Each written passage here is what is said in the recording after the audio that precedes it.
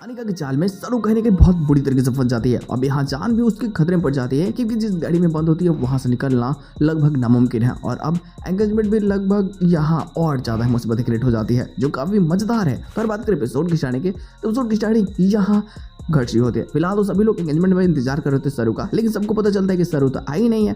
अब यहाँ ना सभी लोग सोचने विचारने लगते हैं कि सरू क्यों नहीं, यहाँ तो एंगेजमेंट को छोड़ के गायब हो चुकी है, सबको शक होने लगता है। लेकिन वहीं जस्ट अपोजिशन में सरू भी सोच रहे थे कि वो क्या करे। वो फैसला करते हैं कि अब जो होगा भगवान जी के हाथ में और इसे एंगेजमेंट में जाना चाहिए क्योंकि वेद ने इससे बोला था कि अगर तुम्हें लगे कि तुम मुझसे प्यार करते हो तो तुम चले जाना। ये फैसला करते ही आती है, लेकिन जिस गाड़ी से आती है उस गाड़ी को पंचर करवा देती है अनिका अपने आदमी को बोल करके, क्योंकि अगर ऐसा नहीं होगा तो वो सरू को पकड़ नहीं पाएगी और वो उसको भेज देती है कि तुम जाओ बहाना बना करके सरू को लेकर के आओ। तो ये जाता है प्रेग्नेंट लेडी का बहाना बना करके लेकर के आता है और गाड़ी में सरू को बंद कर देता है। ऊपर से एक गैस भी छोड़ देते हैं जहरीले, जिससे अगर ज़्यादा देर तक अगर सरू रही उसमें तो वो मर भी जाएगी। लेकिन अनिका की तो ये चाल होती है कि सरू यहाँ पे बस बंद रहे, निकले ना और ये एंगेजमेंट में जाकर के वेद से शादी कर ले। यही सारी चीज़ें और प्लानिंग में अपना काम करने लगती है। यहाँ से जल्दी से निकल जाते हैं। सरू बहुत परेशान है, समझ नहीं पाते कि ये क्या करे।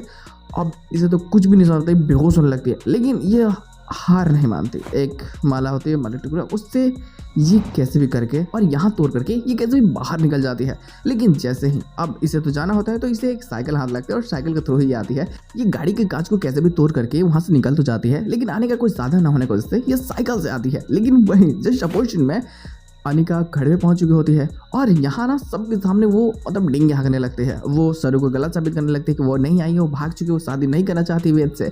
वेद का भी कहने का भरोसा अब टूटने वाला होता है कि यार सरू क्यों नहीं आई, ऐसे इतने मतलब इमरजेंसी वाली चीज़ है भाई, वहाँ नहीं आई है, कैसे हो सकता है। ये भी बहुत परेशान होता है।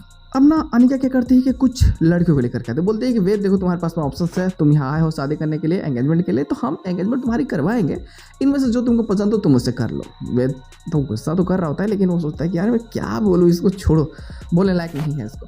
लेकिन अब अनिका सोचती है कि यार देखो अगर तुम्हें इन 3 लड़कियों नहीं पसंद है तो तुम मुझसे शादी कर सकते हो, मुझसे एंगेजमेंट कर लो। लेकिन अब जैसे वो नाम लेती कि अब मेरे अलावा कौन ही है यहाँ पे, तब तक तो सरू ही जाती साइकिल से।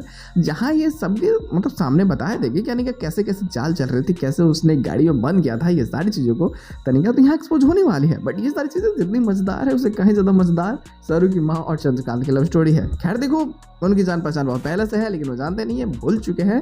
बट यहाँ ना वो मिलते हैं, कहीं ना कहीं चंद्रकांत को लगता है कि मैं इस औरत को जानता हूँ और जल्द ही जैसे कि एंगेजमेंट हो जाने के बाद में शादी से पहले वो सारी सच्चाई पता चल जाएगी कि भाई सरू की माँ यहाँ पे है। तो ये सारी चीज़ें भी बेहतरीन होने वाली है जो स्टोरी को मजेदार और काफ़ी बेहतरीन बनाने वाली है। तो देखते लोग आने वाले एपिसोड में और क्या चीज़ हो सकती है। हालांकि इसके साथ एपिसोड की एंडिंग करती जाती है, बट अनिका का चाल यहाँ फेल होने वाली है। लेकिन साथ में एक मजेदार प्लॉट और है कि देखो चंद्रकांत को तो पहले से पता है कि अनिका कितनी बड़ी मतलब समझते हो ना खतरनाक लड़की है।